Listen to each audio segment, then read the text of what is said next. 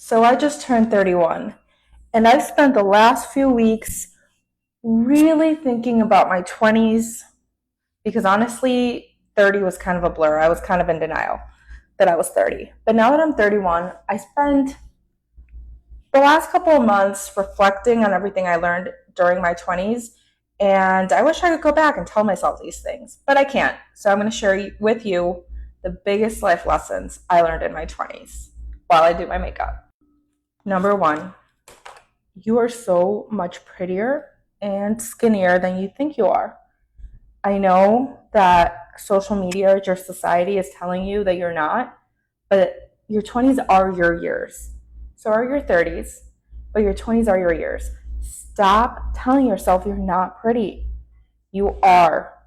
You just need to love yourself. And believe it or not, you probably will gain more weight in the next 10 years and wish you were as skinny as you are now. So enjoy it. Number two, God is going to close a lot of doors for you. And that doesn't mean that you can't pry it open. You might be able to pry it open. He knows that's not the best for you, but you are going to hang on and you're going to cling on and you're going to open that door anyway. And unfortunately, it's going to come with some consequences that are going to teach you a lot of life lessons. But in reality, at the end of the day, you'll be left knowing that you should have left that door closed because God knew what he was doing. Stop rushing into big decisions. Do more research. If you think you've done enough, you haven't. And this comes down to anything in life, whether it's taking that trip, getting any cosmetic procedures. Do more research. If you are trusting someone with your money, your education, your body, do more research. Do more research. That's it. Number four, and this is a really important one. You need to learn to keep some things to yourself. What I mean by that, if something is really bothering you, sometimes we tend to want to share with someone because we just want to feel seen and heard and you want to lean on someone. But some people will use that information against you. You need to learn to keep things to yourself or only tell those very, very close to you. Whether it's good news or bad news or whatever is on your mind, sometimes you have to be your own best friend and have those conversations in your head. Don't share everything with everyone because unfortunately, again, they could use it against you or they could ruin your plans. And there's nothing worse than pouring your heart out to someone and knowing that they don't care for you the way that you care about them. This is one that I hear all the time, but that I didn't really understand.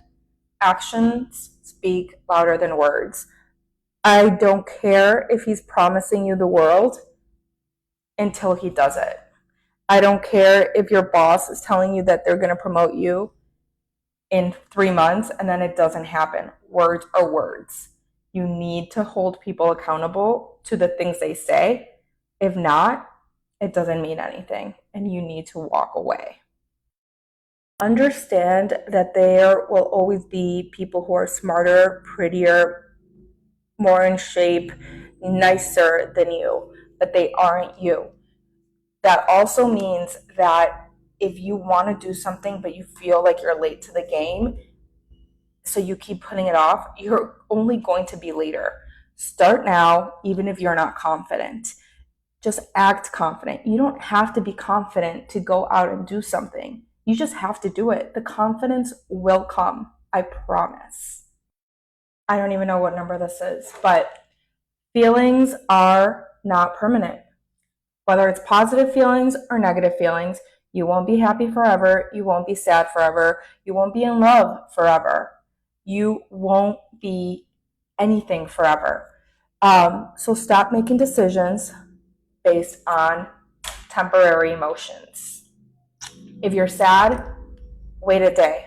If you are head over heels in love, maybe wait a year and really get to know someone before you think you want to marry them. You won't feel a certain way forever. And this one's a big one for being in love. Staying in love takes a lot of work. So keep that in mind when you think you found your soulmate. Money isn't everything, but it does give you choices. And when it comes to life, you want to be able to have choices. You want to be able to decide what to do with your own life and not let money be the determining factor of whether you can or cannot. So you need to learn how to make money and make a lot of it. And I know that sounds harsh because like your definition of a lot is going to be different than other people, but just enough where you're not bound to a situation because of money. Okay, so I don't know if people will agree with me, but this isn't really like a life lesson, but just something that I think everyone needs to do in their 20s in order to gain this mental strength and also the knowledge that you are capable of doing really hard things. I think everyone needs to run a marathon. If you're physically able to, you could do it. And I know that sounds crazy, like who wants to go run out 26 miles? I don't love running, but I love what it did to my brain. It taught me that I am so incredibly strong mentally, not physically, mentally. And it also taught me to talk to myself in a different way in my brain. Like I was able to talk myself through pain, through doubt, through a lot of difficult emotional things that were going on during those really long runs. And I wouldn't have had that experience without running a marathon and training for one. It also taught me a lot of discipline.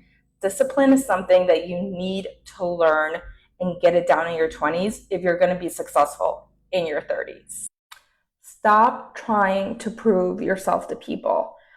I'll never forget, I was at work when I was in my 20s one day, and I said something silly, like jokingly, and someone looked at me and said, "Oh, you're so pretty. Thank God you're pretty." Because, and I didn't say anything because I was so taken aback, but they were implying that I wasn't very smart. And truth is, I'm a really smart person. I have a lot of common sense.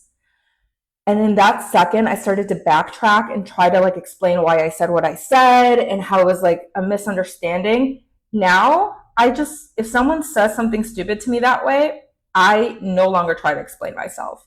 What they think and how they view me is their problem, not mine. And I don't need to prove to anyone that I'm anything. Last one. Tell people to fuck off. Stop putting up with people's bullshit and tell them to fuck off. Stand up for yourself because there's no one else that has your best interests at heart like you. So if someone mistreats you, if someone is not being kind to you, if someone is putting you in a difficult situation, you tell them to fuck off. That's it. Let me know if you want a part two because I have a lot